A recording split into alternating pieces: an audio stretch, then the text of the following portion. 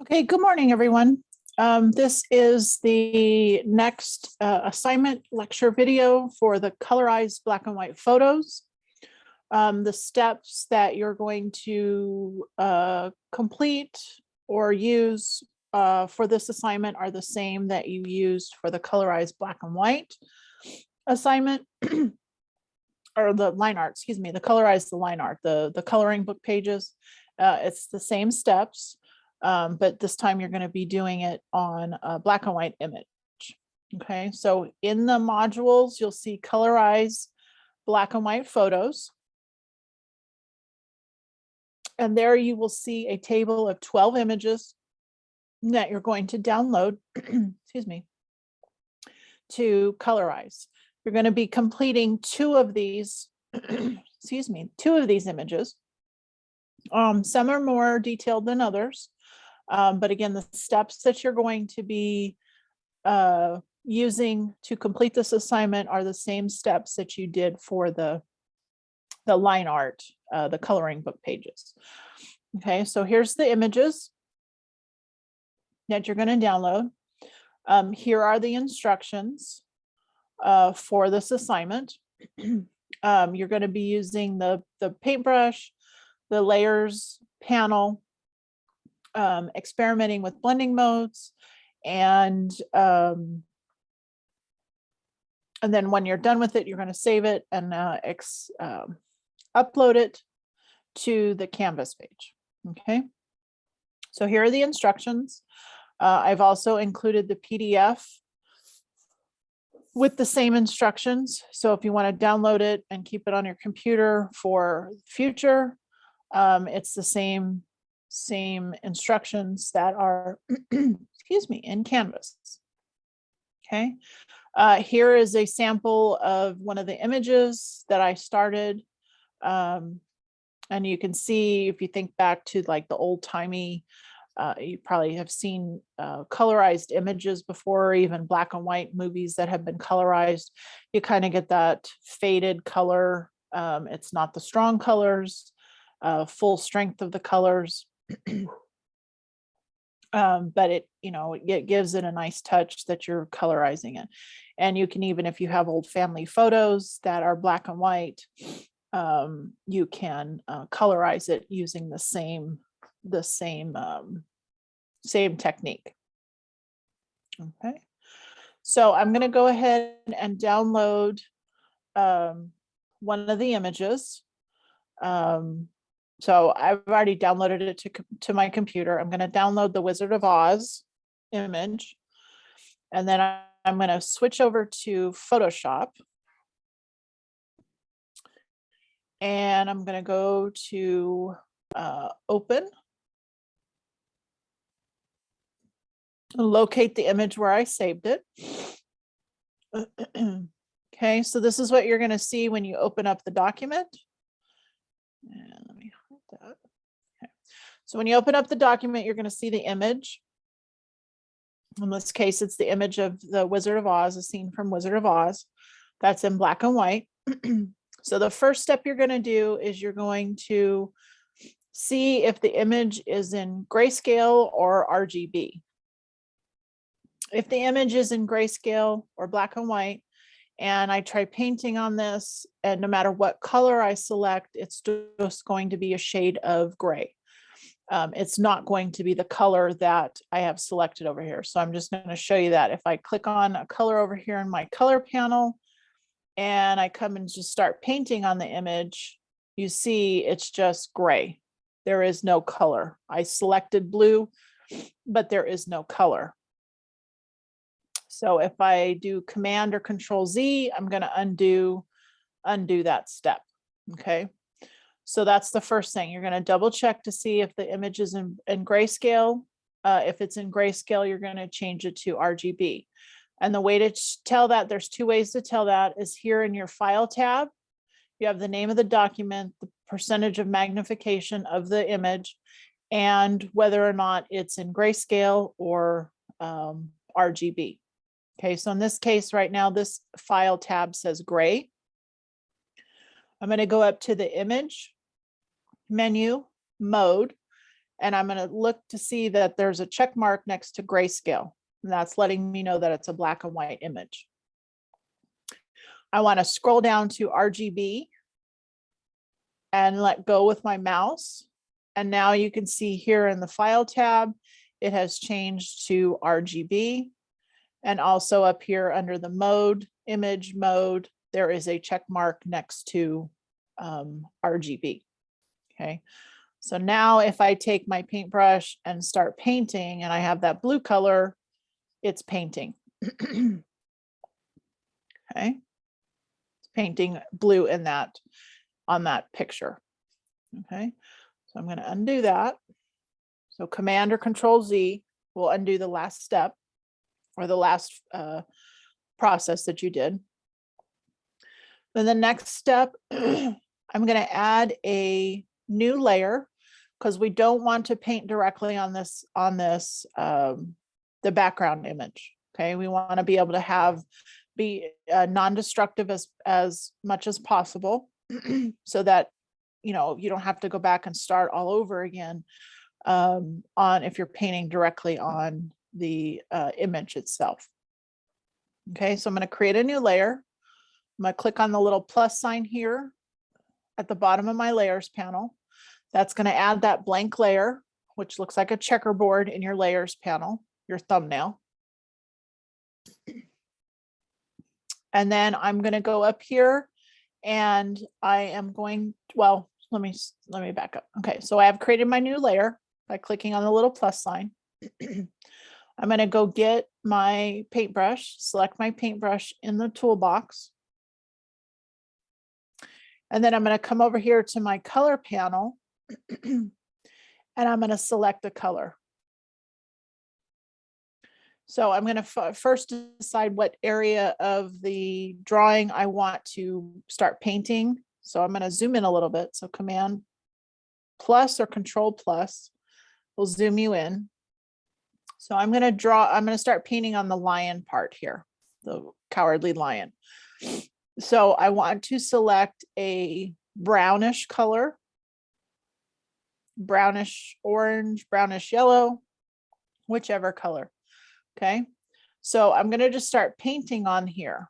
Now you can see the texture and the shading and the highlights and the shadows are not coming through and just painting over it. Okay, but I want that image to be able to still be visible from there. I don't want to paint it like this. I want that image in the background to come through.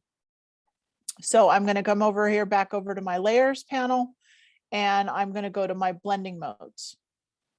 And I'm going to cycle through or scroll through the different blending modes until I find one that I like that looks okay, where enough of the texture and the highlights and the shadows of the image in the background are going to come through. So they all work a little bit differently depending on the color that you've used in your image, the color that you selected in the color panel, and the actual image itself. So if there's a lot of dark areas, you know, it's going to look different than if there's a lot of lighter areas. So you just kind of cycle through until you find the blending mode that you like. So I'm going to change mine to soft light because it's going to bring enough of the color, you know, the texture and the shadows and the highlights of the lion through, but not look too dark. If I was to select maybe a darker color and then come and paint over it, it's going to, you know, make it a little bit darker as well.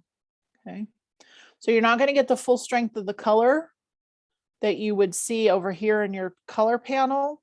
It's going to give you a lighter version of it, a little toned down version of it. And again, your blending modes also affect how that's going to look. Okay, so I don't like the way that one looks. I think soft light looks the best. And then just continue painting on the areas of the image with that color. So I'll just kind of go through here real quick on this one.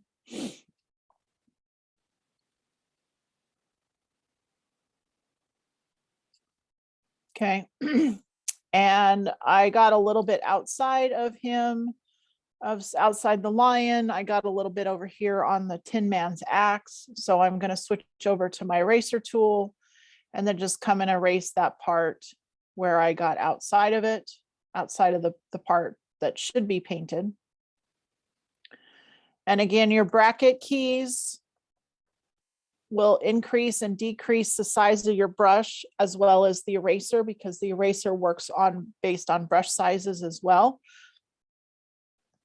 So I'm using my bracket keys to decrease the size of the brush and then come back around here and paint out or remove the parts of the color that I got outside of the area that I wanted to paint. Okay, so again, if I decide that I don't like that color at all, I can use my eraser tool and erase all of the color.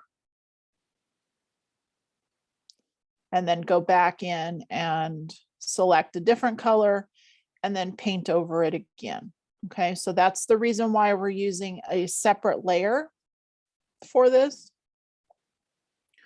Because if you had painted directly on the image, at this point, I would be erasing the image, not the color that I had painted over it. Okay, so let me go get a different color at this point. And then switch over to my brush tool and then start painting over it. Okay, at this point, I didn't change my blending mode. I kept it the same as when I first set it up, but I may want to see, look at a different blending mode to see how it looks with this new color that I've selected. And, some of them, as you see, I'm scrolling through, some of them are not realistic. They're giving you, odd colors based on the color that you've chosen. And, some of these blending modes work differently on different projects that you're doing. So you may want to use, in one of the projects that we're going to work on in a couple of weeks, we're going to use blending modes again. And you may like the way the effect looks on that image that you're working on at this time. But as you can see on some of these on this particular assignment don't look right. Okay. But again, you can experiment with the blending modes.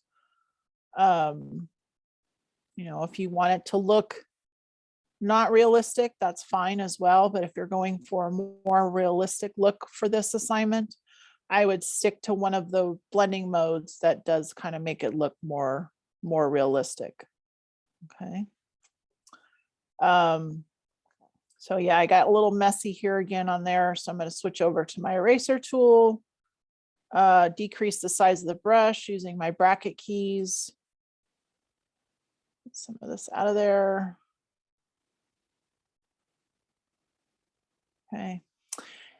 And then if I want to move on to the next part of the image, say like Dorothy's dress, I can go ahead and paint it directly on this layer, the new layer that I have here. So let me go to the brush. But if I decide that I want to then experiment with the blending mode on this part of the image, because I did it on the same, I'm painting on the same layer as the lion, and I decide that I want to go change the blending mode for her dress, you can see it's affecting the lion as well. So I like the way the blue looks on her dress, but I don't like the way the blue, the orange, or not the orange, the yellow or the brown looks on the lion. Okay, so I'm going to go ahead and erase this part here. So I'm going to zoom, increase my brush size a little bit. I'm going to erase the blue on Dorothy, on her dress. Okay. And then I'm going to come over here and I'm going to create a new layer in my layers panel. And then go back and get my brush and then paint her dress. And then experiment with the blending modes. Okay, and you can see it's just her dress is being affected, not the lion.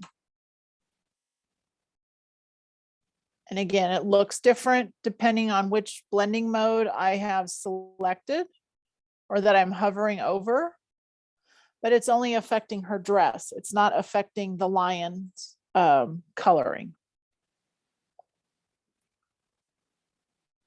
Okay, so you can do each area of the image on its own separate layer, or you can do the entire image on one layer if you don't plan on changing the blending modes for each of the areas that you're painting. Okay. But I think it's useful to do separate layers for each area because you may, decide, hey, I don't really like the way that looks. And then you can come back in and erase it on just that layer and not affect the other layer, or not the other area of the painting or where you painted. So it looks, how you want it. So you can do, again, add multiple layers for each section. So if I wanted to start painting over here on the scarecrow, and do the same thing, add a new layer, click on the plus sign, select a color,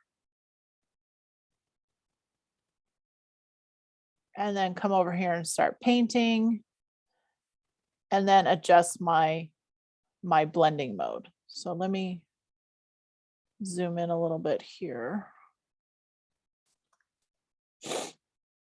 Okay. So you can see that a little bit better as I cycle through.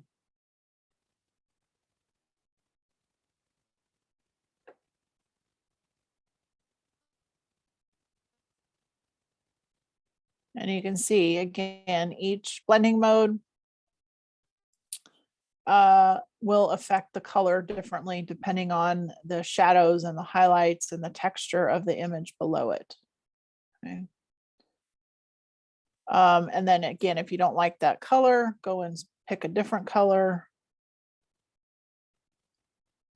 If you don't like the way it looks at all, go to your eraser tool and erase all of that. Okay. So again, it's the same steps that you were doing with the line art assignment, but this is a photograph this time. Okay. So next week is spring break. There will not be an assignment next week. You will continue working on this, finish up the line art assignment, finish up this one, or continue working on this one. But next Monday or Wednesday, I may record another video, just an update, check in with everybody, see how you're doing, and then do another little review of both of the assignments if you need some extra help with it. So again, next week is spring break. It marks the halfway point of the semester. So after spring break, we have 8 weeks left. We have a couple more assignments, Photoshop assignments to complete, and then we're going to move into InDesign, where you will still be using Photoshop and Illustrator in conjunction with InDesign to create flyers or a postcard or a couple different assignments. So if you have any questions about this assignment, the line art assignment, I did create that Photoshop discussion board in the modules right here. So I have a link to a discussion board for the Photoshop assignments. If you have any questions about any of the assignments, go ahead and post them there. Maybe some of the other students can answer the question as well if I don't get to it right away. You can always email me through Canvas or through Gmail if you have any questions about anything. I have updated some of the grades as well for the Illustrator assignments. If you don't have a grade for something, it's because it didn't get turned in. I need everybody to turn in all of their assignments for for Illustrator if you haven't done so already, so that I can get them graded and you can have a progress report of where you're at so far. And again, if any questions, any issues you're having, don't hesitate to email me. I can always set up a separate Zoom meeting with any of you if you need one to go over anything. But if you're having, any questions, go back and review some of the videos. If something doesn't make sense to you, let me know in an email or through Canvas or through the Photoshop assignment one, even if it's for one of the Illustrator assignments. Okay. So again, email me with any questions you have. And again, next week is spring break, so there will be no official recording next week for the class, but I may on Monday or Wednesday do a follow-up one on these two assignments, the Photoshop assignments. So again, any questions, don't hesitate to email me and I will get back to you as soon as possible. And I hope you all have a good spring break next week. See you in next week sometime.